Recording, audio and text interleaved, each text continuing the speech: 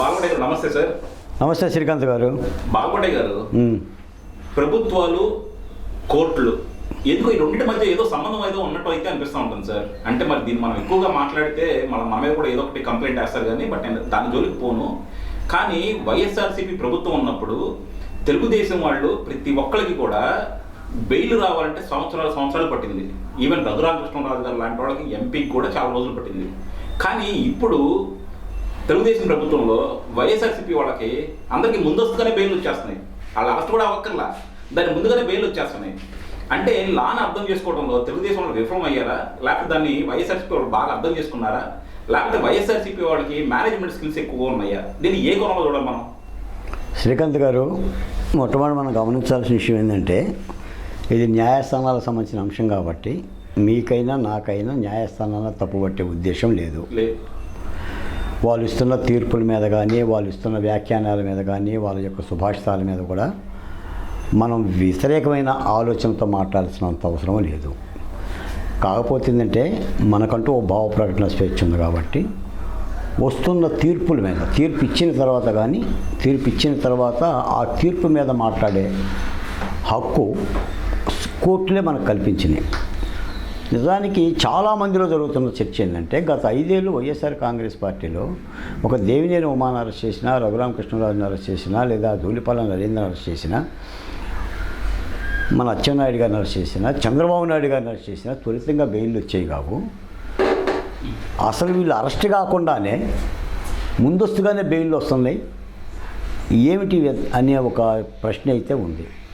సాధారణంగా నాకు తెలిసి న్యాయస్థానాల్లో వెళ్ళి అనుమతులు తెచ్చుకునే వెసులుబాటు ఉందండి, చట్టపరంగానే ఉంది.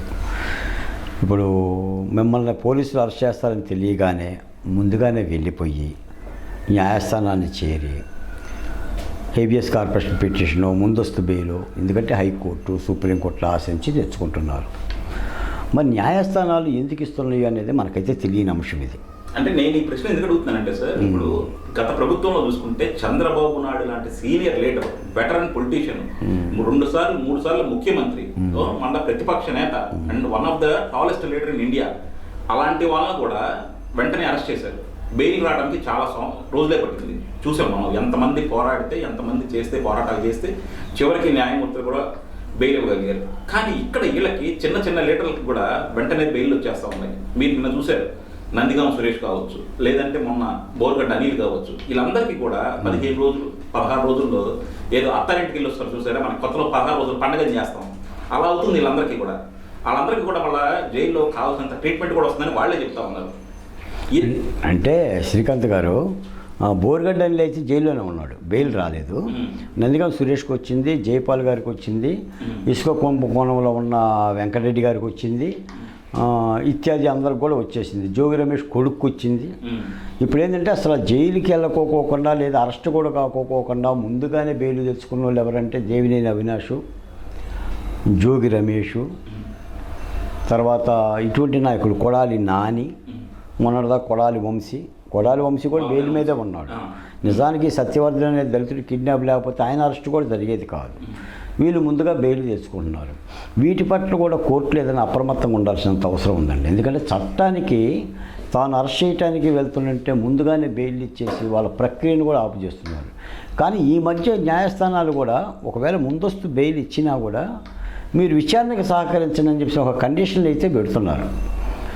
కాకపోతే ఆ రోజు వైఎస్ఆర్ కాంగ్రెస్ పార్టీ హయాంలో, జగన్మోహన్ రెడ్డి గారి హయాంలో చాలామంది తెలుగుదేశం పార్టీ నాయకులు 20 ఏళ్ళు, 20 రోజులు, 30 రోజులు, 60 రోజులు, మన జడ్జి రామకృష్ణ ఉండవు, 63 రోజులు జైల్లో ఉండవు, కొల్లు రవీంద్ర ఉండవు, 2 నెలలు జైల్లో ఉండవు, దేవినేని ఉమా ఉండవు, 34 రోజులు జైల్లో ఉండవు, అచ్చెన్నాయుడు గారు జైల్లో ఉండవు, మా కృష్ణాయపాలెం ఎస్సీ ఎస్టీ మీద పెట్టిన కేసు, అంటే ఎస్సీల మీద ఎస్టీ కేసు పెడితే 34 రోజులు జైల్లో ఉన్నాం. చింతమనేని ప్రభాకరం ఇవన్నీ చూసిన తర్వాత వీళ్ళకి ఎందుకు ఇంత సౌలభ్యం ఇస్తున్నారు చట్టం? కూటమి ప్రభుత్వం కూడా ఇప్పుడు అరెస్ట్ చేయాలనుకున్నప్పుడు న్యాయస్థానాలకు వెళ్ళి వెసులుబాటు ఎందుకు ఇస్తున్నారు? అరెస్ట్ చేయొచ్చు కదా, అరెస్ట్ చేసిన తర్వాత వాళ్ళే బెయిల్కి పోతారు కదా, ఇంత వెసులుబాటు ఎందుకు? పైపచ్చి ఇంకో మాట ఏంటంటే వీళ్ళందరూ ఉండేది మైహోం భూజాన్ అంటండి హైదరాబాద్లో. ఇప్పుడు పోసాని కృష్ణమురళి కూడా మైహోం భూజాలో ఉంటాడు. వల్లభనేని వంశీ మైహోం భూజాలో. అసలు దాని కెపాసిటీ ఏంటంటే మైహోం భూజ అంటే ఇప్పుడు ట్రంప్ గారి కనుక గోల్డెన్ కార్డు ఇస్తానన్నట్టుగా 45 బిలియన్ డాలర్లకి పోసాని ఒక ఇంటర్వ్యూలో చెప్పాడు, నేను ఈ పూజలో నుంచుంటే నా అపార్ట్మెంట్ లో చూస్తే నాకు ఈయన కనపడతారని. ఎవరు? మన సకల శాఖ మంత్రి గారు బిల్లా కనపడతా ఉంటుందంట. ఓకే. సాయంత్రం పూట సకల శాఖ మంత్రి గారు ఈ దగ్గరికి వచ్చి కొన్ని కబుర్లు ఆడుతూ ఉంటారంట. చూడండి సార్, అది వాళ్ళ అనుబంధం. అంటే వీళ్ళంత ఖరీదు కలిగిన 10 కోట్లు 15 కోట్లు కలిగిన బంగ్లాల్లో ఉండి ఆంధ్రప్రదేశ్ రాజకీయాల కోసం మాట్లాడతారా?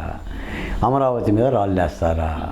అసలు ఈ ఆంధ్ర రాష్ట్రానికి రాకుండా మాలాంటి వాళ్ళం బహుజన కులాల వాళ్ళం ఏదో డాక్టర్ సుధాకర్ చనిపోయిందంటే, డ్రైవర్ సుబ్రహ్మణ్యాన్ని చంపారు అని అంటే మా మీద కూడా చిందిరేస్తారా? చూడండి మరి వీళ్ళు అంటే బాగా తిని బంగ్లాల్లో ఉండి ఇష్టానుసారంగా మాట్లాడుతూ ఉన్నారు.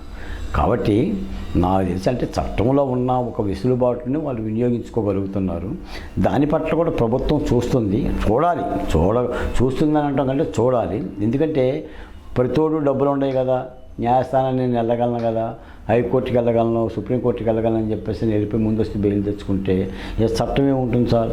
చట్టం కొందరు చుట్టం అవుతుంది, కొందరికైనా చుట్టం కాకుండా పోతుంది. మరి సమన్యాయం ఏముంటుంది న్యాయస్థానాలను కూడా? ఇప్పుడు మీకు ఇంకో మాట కూడా వచ్చింది, గతంలో అసలు న్యాయస్థానాలని జగన్మోహన్ రెడ్డి గారు తిట్టేవాళ్ళు, జడ్జిని తిట్టాడు. న్యాయస్థానాలు శాసనసభ పరిధిలోకి ఎంటర్ అవుతున్నాయి అని చెప్పేసి అన్నాడు, సాక్షాత్ అసెంబ్లీలోనే అన్నాడు. తీరా ఇప్పుడు ప్రతి కష్టం వచ్చినా కూడా ఆయనే చెప్తున్నాడు, మీరు అరెస్ట్ చేసినా కూడా మీకు అన్నీ బెయిల్ వస్తాయి, న్యాయస్థానాలు ఉన్నాయి అని చెప్పి న్యాయస్థానాలను ఆశ్రయిస్తున్నాడు. అందుకని మరి ఈ పరిణామాలన్నీ కూడా ప్రజలకు అర్థమవుతుంది.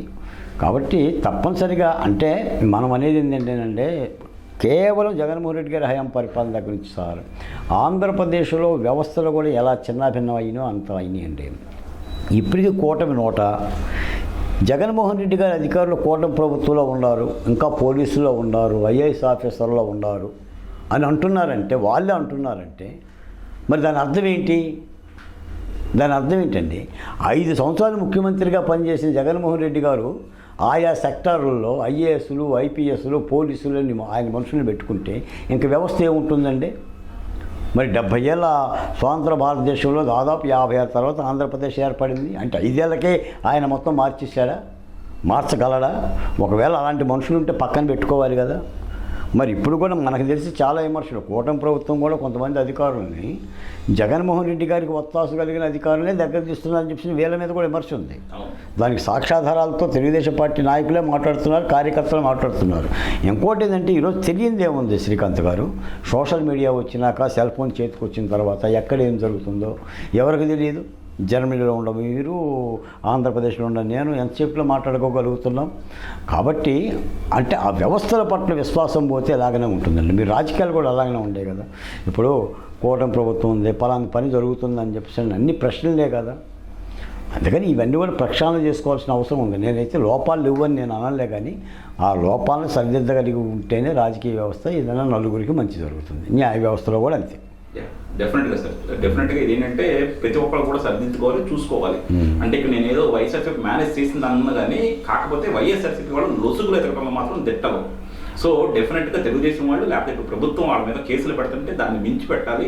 అలాగే తప్పు చేసిన వాళ్ళకి శిక్ష పడాలి. అది మరలా దాన్ని ఒక 4 సంవత్సరాలు 5 సంవత్సరాలు లాగడం కాకుండా, లేకపోతే ఒక 4 రోజులు జైల్లో పెట్టి బయటికి తీసుకురావడం కాకుండా వాళ్ళు చేసిన తప్పు శిక్ష పడేలా మాత్రం చేయాలి. అది ప్రభుత్వం పూనుకోవాలి. Thank you sir. Thank you. Okay.